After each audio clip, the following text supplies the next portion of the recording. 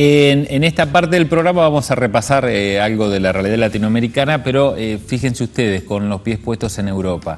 En este material que está registrado en la televisión española en un momento muy importante de la charla que mantiene el presidente Correa con una de las periodistas y presentadoras estrellas de la televisión española.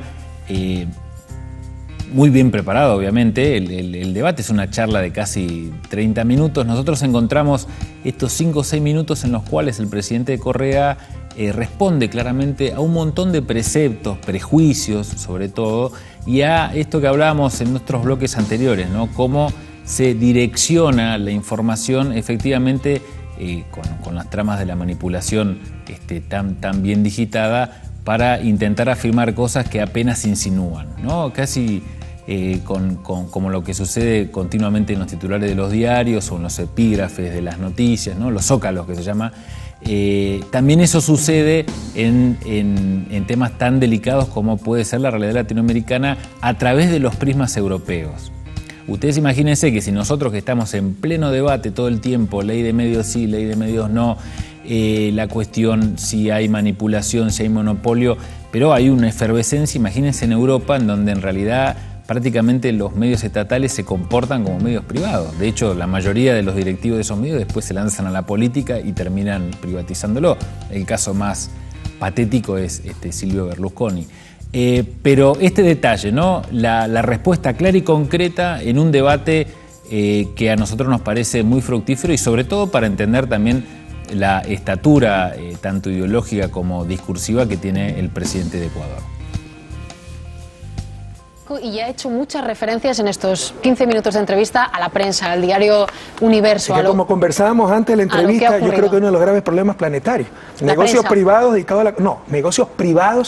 a la comunicación social, dedicados a proveer un bien público fundamental para las sociedades. Es una contradicción de base. Bueno, es una contradicción, pero tiene que haber medios de todo tipo. Supongo que defiende que haya medios de todo tipo. Sí, pero yo creo que debe haber más medios públicos, más medios comunitarios que no tengan ese conflicto. El lucro, el bolsillo y la comunicación social. ¿Qué cree que prevalece cuando un medio es dueño de la banca y tiene que criticar a la banca? ¿Qué va a prevalecer? Pues depende. ¿El interés privado o el interés público? En algunos casos incluso lo profesional. No, eso es usted como periodista profesional, pero los dueños de medios le impondrían el fin de lucro.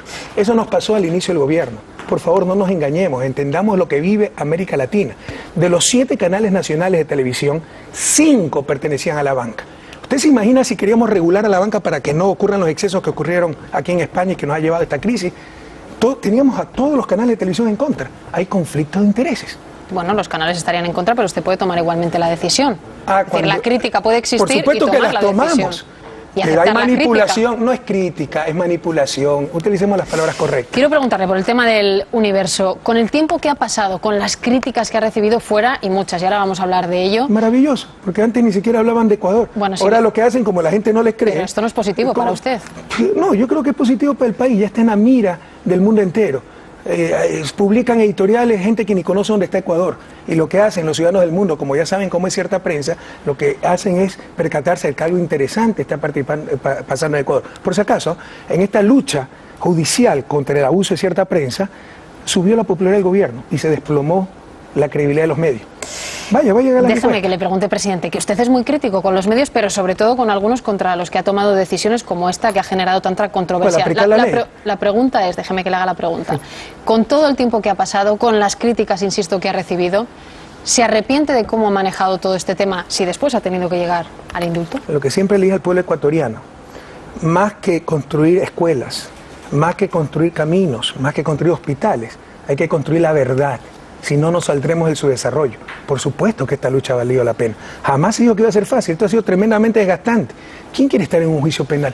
Pero era necesario, porque aquí están mostrando parte del artículo. Por favor, pongan la parte final. A esto le llamaron opinión, para que vea cómo engañan a la gente. Pongan la parte final, por favor. Sí, sé a lo que se refiere, crímenes de lesa humanidad. El dictador debería recordar, por último, y esto es muy importante, que con el indulto, en el futuro nuevo presidente, quizá enemigo suyo, podría llevarle a una corte penal por haber ordenado fuego a discreción y sin previo aviso contra un hospital lleno de civiles y gente inocente.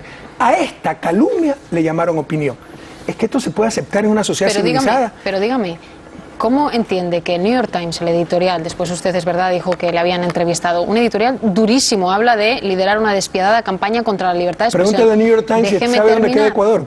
Bueno, yo creo que en el New York Times, presidente, saben dónde queda Ecuador. Yo creo que algunos no saben ni siquiera dónde queda Ecuador. Quizá no, pero no, entiendo que quien ha escrito ese editorial... Déjeme que le termine. Es que me el editorial, ponerle, sí, pero déjeme que le termine la pregunta. El editorial del New York Times... en este oficio es responderle a la gente, no a los medios de comunicación. Ustedes se creen propietarios de la opinión pública. No, ustedes son propietarios de opinión publicada. La opinión pública es la de nuestros pueblos y a ellos hay que contestarle. Sí, nosotros intentamos ejercer de intermediarios, presidente. Por eso le digo, vez se fracasa. Sí, pero siempre, ya le digo, intentamos hacerlo desde lo profesional. Le ponía el ejemplo del New York Times, pero Amnistía Internacional, Human Rights Watch, hay muchas organizaciones que han sido muy críticos. Usted apela a esa frase efectivamente del editorial. Usted me dice ¿qué me dice eso? Sí. El espíritu de cuerpo... totalmente antiético. El espíritu de cuerpo puede mantener el poder intocado de la prensa. Porque usted cree que es ético que publiquen un editorial con la versión solo de unas partes y ni siquiera contrasten, lo cual es un deber fundamental del periodista, la información. Y Amnistía Internacional, no sé si se ha pronunciado, pero Human Rights Watch. ¿Usted sabe, por ejemplo, cómo se financia Human Rights Watch? ¿Usted sabe a qué políticas obedece?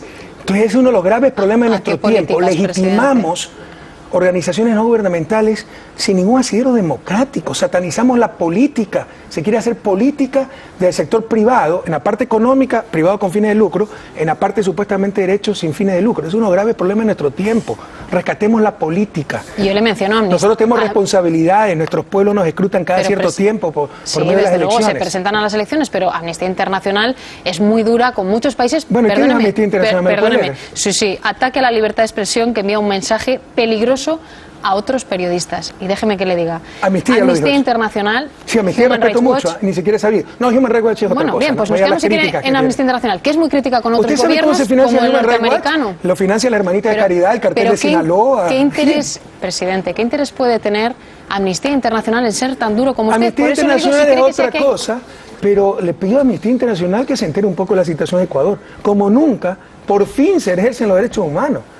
El derecho a la salud, a la educación, a la vida, al trabajo, a la verdadera libertad de expresión.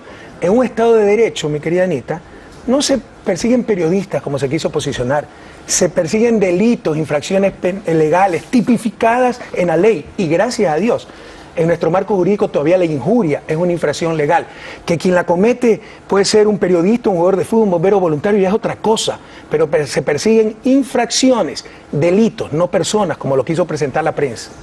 ¿Ha hablado de este tema con Mariano Rajoy? Me ha dicho que habían tenido cierta cercanía. ¿Qué le dice Rajoy de estos no quiero ser infidente, ataques? Pero yo le digo que todos los presidentes en confidencialidad se quejan de los excesos de la prensa, pero algunos dicen es mejor soportar todo porque si no es peor. Nosotros estamos dispuestos a la lucha porque creemos, le insisto, que es mucho más importante que construir carreteras, hospitales, escuelas, construir la verdad. La mentira ha destruido a América Latina, se miente demasiado de los medios de comunicación, de la política en lo cotidiano. Son unos grandes desafíos que tiene nuestra América. ¿Los políticos también mienten? Por supuesto, y yo no me creo político por si acaso, y por supuesto que mienten. Y mi grave problema... Los gobiernos también mienten. Mire, yo vengo de la academia. Y es que difícil es el paso de la academia a la política, porque en la academia el pecado capital es decir la verdad, no decir la verdad. En la política el pecado capital es decirla, pero lo seguiré diciendo. ¿Y que hay corrupción en la prensa? Por supuesto que hay corrupción. Como en todas partes, presidente. Pero por supuesto, y hay que combatir esa corrupción, pues. Pero ustedes quieren en nombre de la libertad de expresión que no se combata nada, con la ley en la mano. Y por favor, ya váyanse, derrumben esos mitos, esos estereotipos de los políticos malvados persiguiendo a pobres periodistas y pobres medios de comunicación. Es al revés. Esa es la gente, esos medios de comunicación son los que han respaldado las dictaduras, los que han callado con las represiones, con los atracos bancarios, etcétera, y son los que persiguen a los gobiernos que realmente queremos cambiar las cosas. Desmitifiquen eso, por favor. Imagínense, casi media hora duró el programa, pero bueno, este extracto que nos pareció importante compartirlo con ustedes a través de las licencias del Creative Commons, pero de alguna manera ese detalle, ¿no? Cómo se publica algo, pero después en todo caso también sirve dentro de la arena política. Y después la estatura, obviamente, del presidente de Ecuador de presentarse un debate fuerte, ¿no? Esta historia de no mostrar las dos verdades que él le reclamaba a la prensa y a esta cuestión del debate de lo ideológico cuando es un medio privado, ¿no? ¿Qué ejerce un medio privado si no es la opinión precisamente de sus dueños o sus corporaciones? Me parecía importante compartirlo. Justo hoy, Hugo, que estamos hablando de lo que es la manipulación de la prensa regional contra los docentes, ¿no? Permanentemente, otra vez paro de Aten, otra vez corte de ruta, otra vez, ¿no? Y silenciar cosas como lo de Patricia Ruiz hasta que es imposible callarlo, ¿no?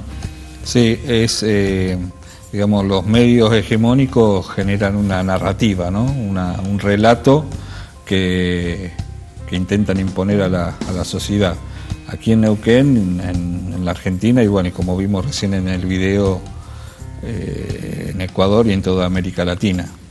Y acá Neuquén obviamente no escapa a esa realidad, y tenemos los dos grandes medios regionales, La Mañana y El Río Negro, que responden a intereses de empresas y que, como vos decías, ahora ya en estos últimos días han demonizado a la organización gremial Aten, y como demonizan cualquier reclamo sectorial o también demonizan algunos sectores de la población, ¿no? Que es el caso de los trapitos, el caso de los vendedores callejeros. ¿Querés que hablemos eso en un ratito? ¿Cómo no? Hacemos un corte rápidamente y nos vamos ya a la parte final de Cartago.